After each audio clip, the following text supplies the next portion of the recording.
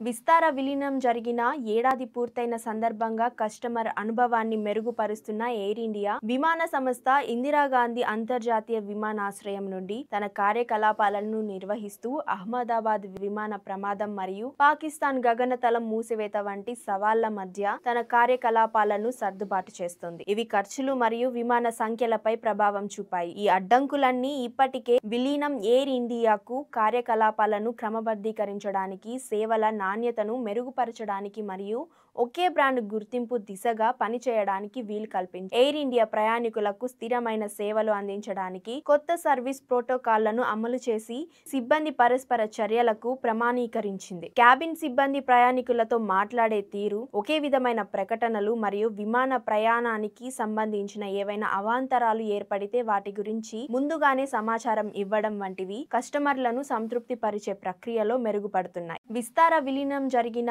ఏడాది పూర్తయిన సందర్భంగా కస్టమర్ అనుభవాన్ని మెరుగుపరుస్తున్న ఎయిర్ ఇండియా విమాన సంస్థ ఇందిరాగాంధీ అంతర్జాతీయ విమానాశ్రయం నుండి తన కార్యకలాపాలను నిర్వహిస్తూ అహ్మదాబాద్ విమాన ప్రమాదం మరియు పాకిస్తాన్ గగనతలం మూసివేత వంటి సవాళ్ల మధ్య తన కార్యకలాపాలను సర్దుబాటు చేస్తుంది. ఇవి ఖర్చులు మరియు విమాన సంఖ్యలపై ప్రభావం చూపాయి. ఈ అడ్డంకులన్నీ ఇప్పటికే